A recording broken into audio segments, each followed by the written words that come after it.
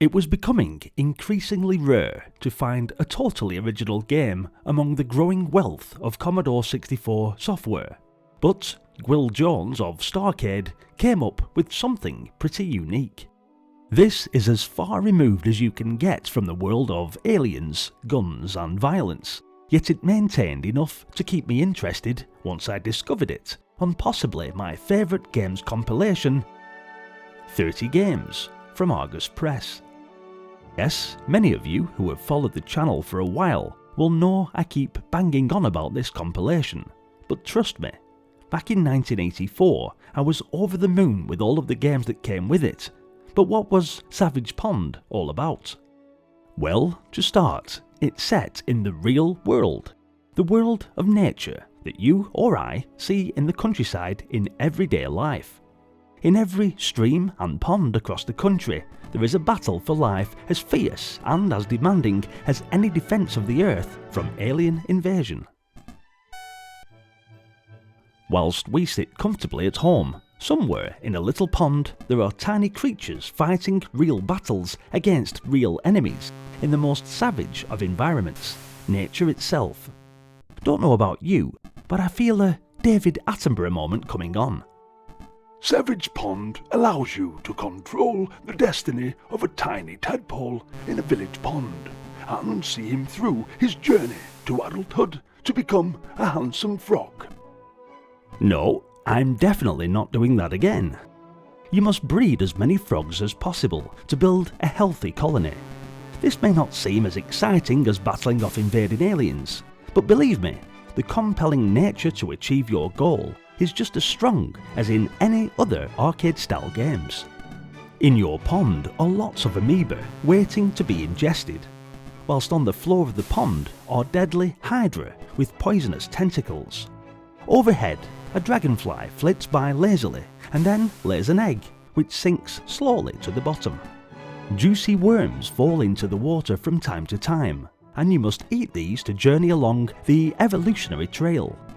On the bed of the pond are eggs of frog spawn, from which hatch your tadpoles to commence their grim battle through life. As well as eating worms and amoeba, you must stop the dragonfly eggs from reaching the floor of the pond, where they will hatch out into dragonfly nymphs. Nymphs eat tadpoles, and there is very little chance of escape.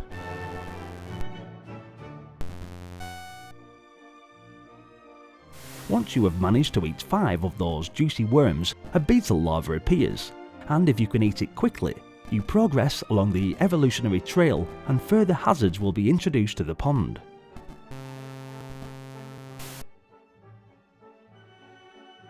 These include deadly freshwater jellyfish, water fleas, a water spider, and Mother Nature's deadliest enemy, man, who uses the quiet pond to dump deadly radioactive waste.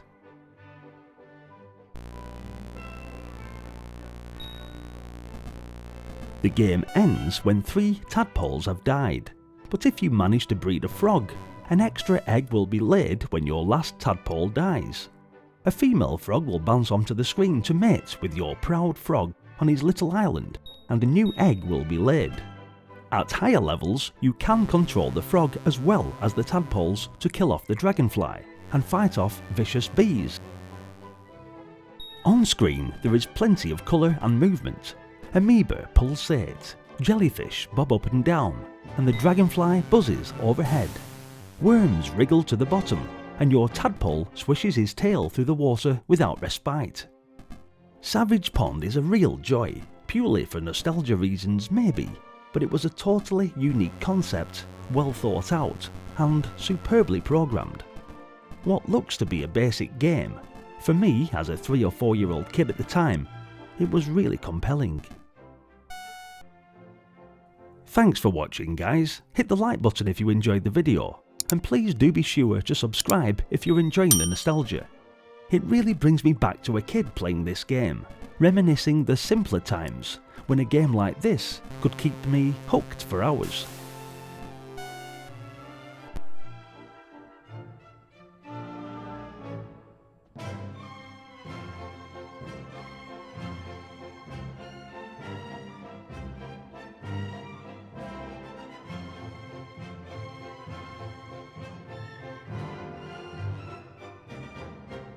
I really couldn't recommend that 30 games compilation enough, stacked with classics.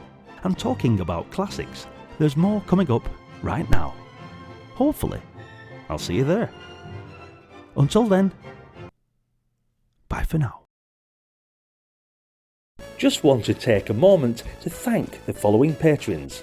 It's massively appreciated that you're supporting the channel, covering the games we love. Stay retro.